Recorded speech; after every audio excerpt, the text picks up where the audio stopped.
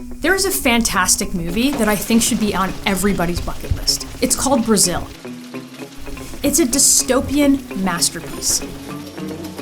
The state is depicted as a vast, self-perpetuating bureaucratic machine whose primary purpose is no longer to serve citizens, but to protect and expand itself.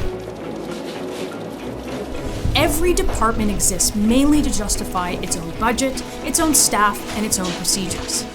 The film is a brilliant critique of modern governments that once they lose any external discipline, market forces, democratic accountability, or even basic outcomes, its only remaining survival strategy is continuous growth, more process, more forms, and more control until the entirety of society is suffocated by paperwork.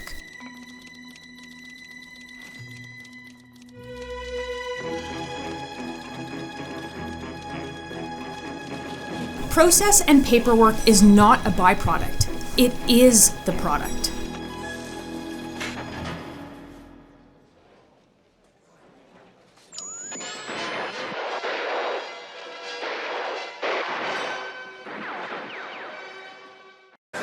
It being 4 p.m., the House will now proceed to the consideration of the Ways and Means motion.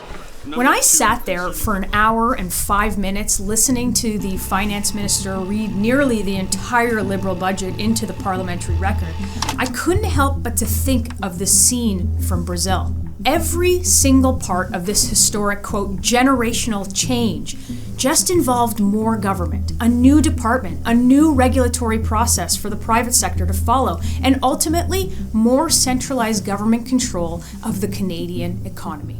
We can argue with the billions in new spending, the tens of billions of new debt that you'll pay for, the zero mention of pipelines, or the zero efforts to rein in inflation. And believe me, I will. But frankly, I want to focus on something much more insidious than that. The Liberal tendency for central planning. So that's part of, we answer that question with full information by doing the work, and that's what the referral to the Major Project Office facilitates. Thank you. Central planning, in a nutshell, is a system in which a small group of government officials claims power to control an entire nation's economy, deciding what will be produced in what quantity, by whom, and at what price, replacing the voluntary choices of millions of individuals with the compulsory orders of the state. It's the ultimate expression of government overreach, the belief that a handful of bureaucrats can successfully direct the lives of everyone else, when history shows us that they always fail.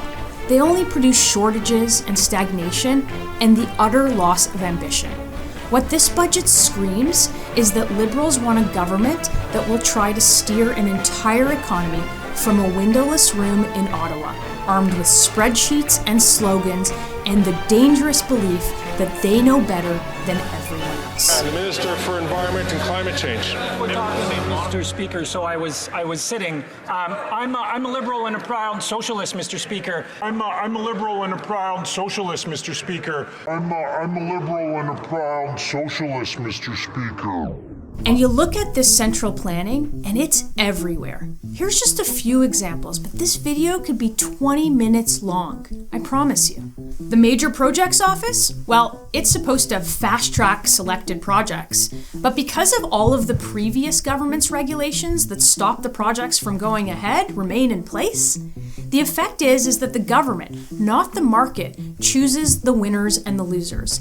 And by the way, most of these new projects that have already been announced, well, they've been going forward for almost a decade. This means that if you want your project approved, you need to focus on what the government wants. This is textbook industrial policy, a central authority deciding which multi-billion-dollar projects live or die. On the housing crisis, the government's solution is yet another housing agency. We already have several in this country, but the end result is more centralized control. The government will cut red tape selectively for government-favored approaches to what kind of housing we all live in. At the moment, that means modular houses only. That's, of course, after the Prime Minister promised to help municipalities cut their home building taxes in half, which didn't happen, by the way, in this budget. So on the modular housing plans, that's their vision. Someone in Ottawa needs to say this out loud. No one wants them. You won't buy them. But the government has decided that that's what you're getting. your choices are replaced with government process. Even in the government's enabling of investment, which we heard a lot about in the budget, it puts the government at the center of the action because any private investment is catalyzed by incentives, tax incentives, or crown corporation financing. The only projects that are approved are state prioritized projects. What the market really needs, what you really need, are secondary considerations. We're leaving it up to some person sitting in a windowless office in Ottawa to decide the needs of millions of people they have never met, with a degree of complexity that is simply beyond their capacity. I want to show you something. This is a regular city street. Every car you see, every person you see, if they're out or in the car, they're making a market decision. Each person has their own hopes, their dreams, their secrets and their savings, lies they tell themselves, some fantastic news that they can't wait to share with their family. This is the economy. It is billions and billions of decisions on a micro level, and from 30,000 feet, it looks like just a bunch of pretty lights. It's this kind of complexity that is perpetually out of reach for centralized planning and for government. I know that it's impossible because every government that has gone down this road has failed horribly. Take the Soviet Union. In the 20th century, central planners in Moscow dictated everything from crop production to shoe manufacturing.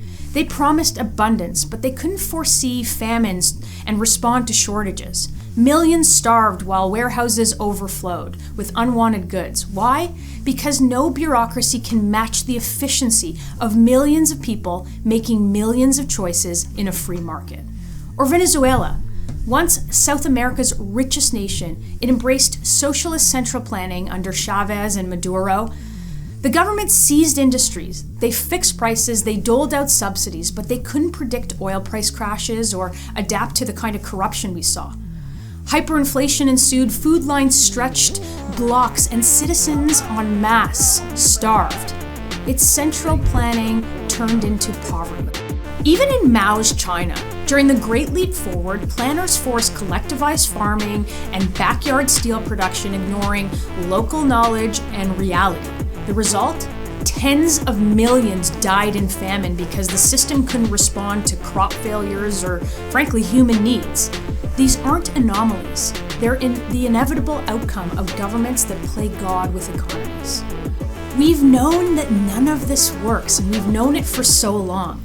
Even a movie in the 80s was able to show us Brazil wasn't mere fiction. It was a stark warning about the self-perpetuating monster of unchecked bureaucracy.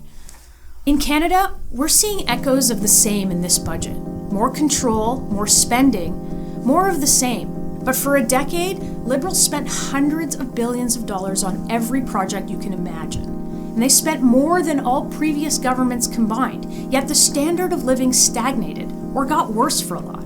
Productivity flatlined, investment per worker lags behind all of our global peers. Their investments are really just deficits that haven't delivered.